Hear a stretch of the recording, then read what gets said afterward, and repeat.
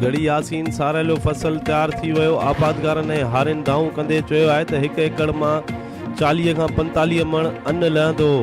उन जाइ ते हिन साल 8 खां 10 मण फसल लथो आहे। मार्केट में वापारिन 600 रुपया रेट मुक़रर करे छॾियो आहे। ख़र्च भी नथो लहे।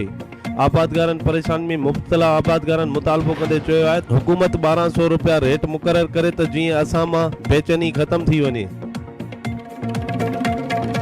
मज़ो ना इन में अदा ते पापड़ी थी आहे 300 अनु थो अचे। उनमें पोइ क़ुरान शरीफ़ घुमाए त पोइ 4 रुपये में 4 आनो असांखे थियो आहे। ग़रीब माण्हू साम्हूं कर्ज़ लहे काॾे वञूं असां। भाण आहे, भित आहे, मज़ूरी आहे, हर शइ आहे।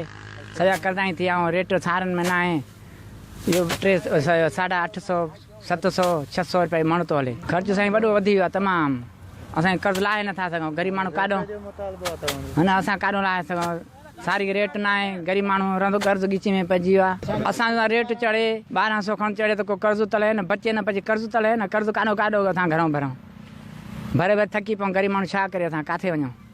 हर शइ तव्हां ॾिसो 100 रुपए ज़िंदगी तव्हां बसर खाधो आहे। टमाटो 100 रुपए किलो थी वियो आहे। भिंडी 140, 130 रुपया थी वई आहे। बटालू 60 रुपए थी विया। करेलो 120 रुपया किलो थी वियो आहे। खंडु 80 रुपए थी वई आहे। हर शइ टैक्स लॻी आहे न। ग़रीब माण्हू काॾे वञूं छा खाऊं छा पीऊं। न फ्रूट था खाई सघूं न का भाॼी खाई था सघूं। रुखी मानी पाणी सां खाऊं था। असां ग़रीब माण्हू मुसीबत में अचाऊं। असां चऊं था सस्ताई थिए को जान ठहे असांजो को ज़िंदगी सही थिए असांजी। फसल जेको बि असांजो हींअर थियो आहे उन में वधि में असांजो नुक़सानु थियो आहे। 12 आना नुक़सानु आहे। 4 आना सिर्फ़ु अन्न आहे।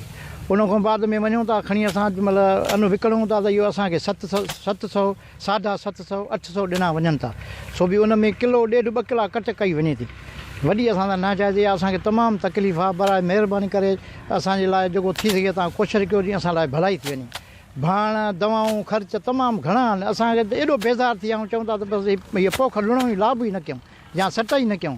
इन जे करे दवा जेके आहे 2150 मिली आहे पंहिंजो पाडान उहे विझियूं था सही हाणे असरु न थियो आहे। पोइ हाणे जेकी आहे ख़राबु मतिलबु जेको बि कुझु आहे असांखे अघु त घटि में सुठो मिले न।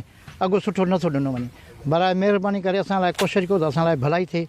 5 रुपया मिलनि त कर्ज़ लही असांखे त कुझु न बचे। चवणो हुयो त उन्हनि तालबो कयो आहे त असांखे जीअं माना रेट वधाए जेको आहे त करे ॾिनो वञे त जीअं असांजा ख़र्च निकिरनि। असांजा ख़र्च बि न निकिरी रहिया आहिनि ऐं पंजाब जे ॿियनि शहरनि में सब्सिडी ॾिनी थी वञे। असां बि जेको आहे त सिंध में कंहिं बि जाइ ते कंहिंखे बि सब्सिडी नथी मिली वञे। इन करे जेको आहे त DCO इंतिज़ामिया जेको आहे त नोटिस वठनि ऐं जीअं माना ग़रीबनि जी वार थी सघे ऐं इन्हनि जा ख़र्च ऐं उहे निकिरी सघनि। कैमरामैन ज़ुल्फ़कार अली भुट्टो सां अज़हर मीराणी, शिकारपुर न्यूज़, TV गढ़िया।